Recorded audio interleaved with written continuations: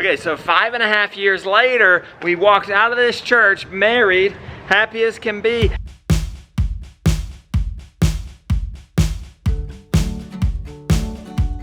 All right, it's a beautiful morning, 7:40. Uh-oh, look who's up. My plan did not go as good this morning. My idea is to get up early, 6 o'clock, go do the chores real quick, and then film my instructional video from about 6:30 to 7:30-ish. Well, guess what? The plan got disrupted. He's been out here. That was probably one of the, it's either gonna be the best instructional video or the worst. Because I wasn't able to put it on the tripod. I had these distractions. But you know, appropriately, what's the matter? What happened?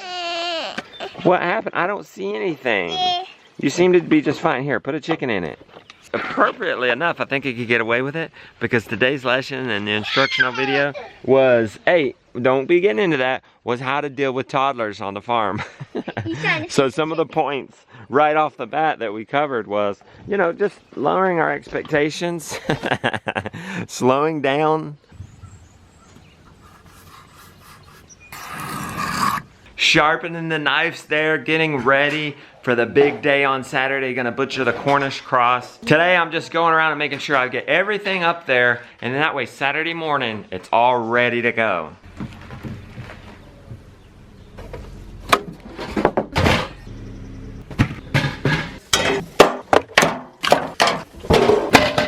Very special day today, guys. Do you know what today is?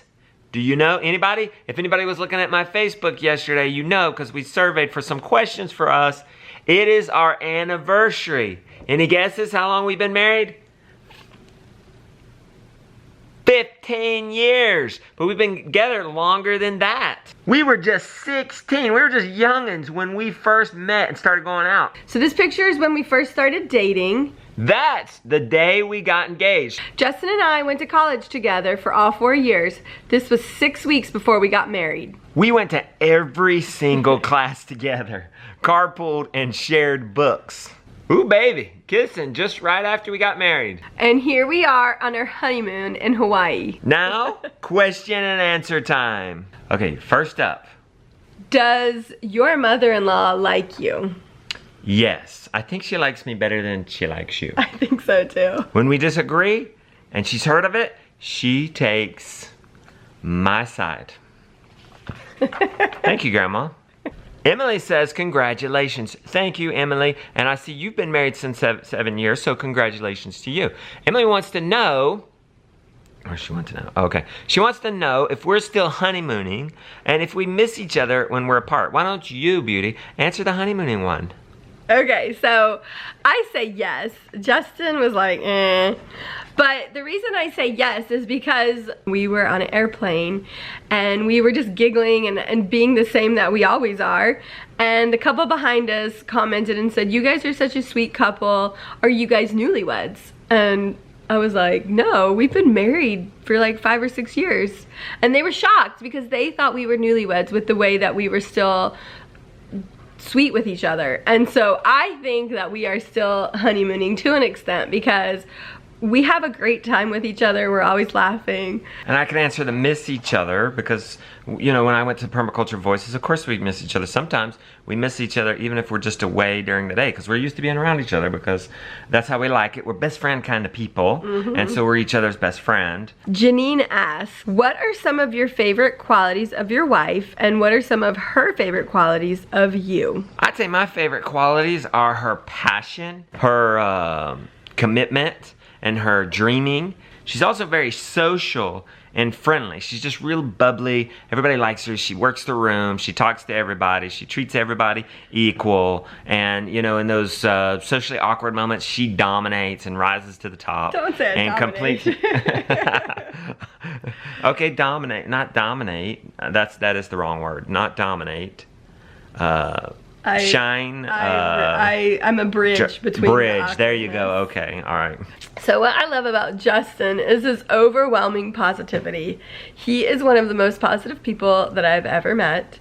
He's also one of the most driven and disciplined people that I know. He just does what he says.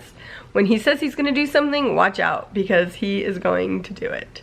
I love how funny he is. He is hilarious and just is always cracking a joke and being silly with the kids. He's the best father. He spends so much time with his children. He really values that. Thanks. Holly says, how do you settle differences of opinion? We have a lot of differences of opinion. We're having a hard time making this video, aren't we? There's so many different, you know, do we hold the camera over here, up here? Who holds the camera? Who's going to answer what? Who's going to say? Okay, so you just explain yourself, and sometimes if it gets escalated and we get upset, we take a separation, okay? And just give us some time talking about our feelings and emotions. Well, I think that the answer to the question is we communicate. We over-communicate. That's a big thing for me. I always talk about over-communicating. It doesn't hurt to just talk and to explain yourself and to explain what's going on, why you're wanting whatever you're wanting. And Kat wants to know, how do we make up after a fight? Well, we have a big make-out session. No, just kidding. she probably won't put this in here. I think after the time has passed, depending on how bad it was, you know, we might ignore each other for a while. We might break up for the rest of the day. No. And then we come back. Finally, everybody's cool off, and somebody will say, I'm sorry for something, because somebody did something wrong in any of the situation. And once that first person has say sorry, usually that other person will say it. And if there's been enough cool off time, both are cool with each other again. If there hasn't been, you have a little bicker, and then you have a little separation again, and then you come back at it again. Agreed? I don't know if I agree with that. I think that we don't, well, I will say this. We don't fight as much as we used to. We dated and or were engaged for 5.5 years before we got married. And that really, I think, got a lot of the fighting out for us. I mean, we did fight after we were married. We have had some humdingers of a fight that we can laugh about now, but the last 4 or 5 years have really bonded us together, and for the most part we work together as a team. When somebody wins, someone loses, so we want both of us to win. Kathleen asks, where do you go when you get mad? And I'm assuming she's asking this because we both work at home together, so I'm gonna let Justin answer that question. Beauty likes to go and going back into the bedroom, and I guess I do too sometimes. And then I also like to go outside to the farm. I usually like to be productive during that time. I don't just want to just sulk. I mean, sometimes if I go back in the bedroom and I'm sulking, I'll be like, oh, I should get up and do something, and I'll go out on the farm, get some fresh air, cool off, and usually come into a much better perspective. Elizabeth says, with our busy lives, how do we intentionally pursue each other? 1, we have a date, a little micro mini date every night. We just take a few minutes to talk about the day, do any kind of planning, do any kind of goal setting or dreaming or any of that. And we have a little dessert or something. We have a little bit of ice cream or something like that to make it a little special. Every week we have a movie night, in-house movie night. The kids are in bed. We stay up Friday night and watch a movie together, and it's a lot of fun. And then once a month, ideally we're trying to get a babysitter once a month so that we can go out on a date. So Jake asks, how do you create space from each other when you both work at home together?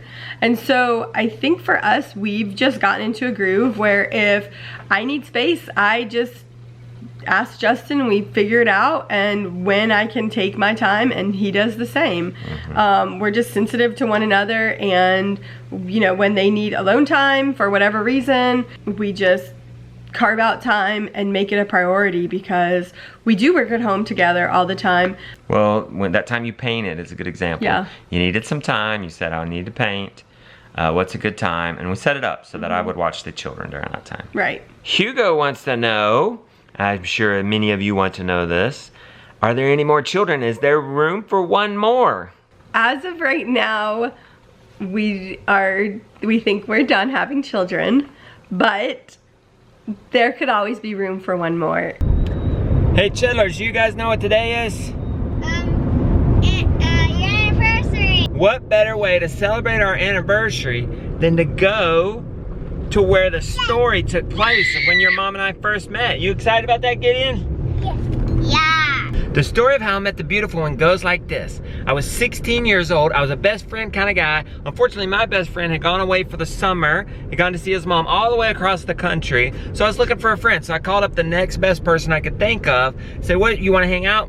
I went and hung out with her. We went to her house, but then other people started coming there, and then they started doing kind of some sketchy stuff, and I just didn't feel comfortable with that. So I left. And as I was driving down the road, it was that road right there. It was in that spot that my 16-year-old self had an emo breakdown, and I just started crying. I couldn't remember the last time I cried so hard. I was just booing, feel sorry for myself, and out of desperation I cried. I was like, God, would you send me somebody tomorrow, maybe for the whole summer, but if you're feeling saucy, maybe somebody to spend the rest of my life with. Well, the next day happened to be a Wednesday, and I was in a youth group at the time, a church youth group, and I don't know why I thought this, but as I arrived to go, I thought, you know what? I guess you're not gonna answer my prayer because you haven't sent me anywhere. I don't know what I was thinking. I was mowing grass at the time, and I don't know if my future friend was gonna come around the corner. I don't know what girls were doing hanging around there. So I don't know what I was thinking, but I arrived to the church a bit early, and I sat down and just waited in kind of a defeat.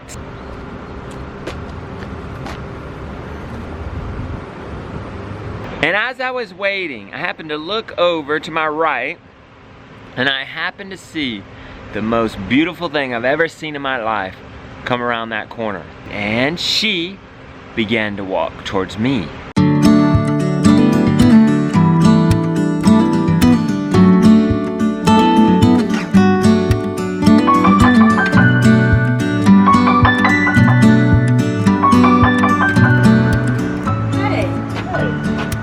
So 5.5 years later, we walked out of this church, married, happy as can be, and I think we took that wedding photo, that photo you guys saw earlier of us kissing. I think it was about right here. I think we should reenact that one. Ooh, yeah, I like that. I like that. This is where it was, guys. This is where it went down. Yeah, you saw where I met your mother for the first time, and you saw where we got married.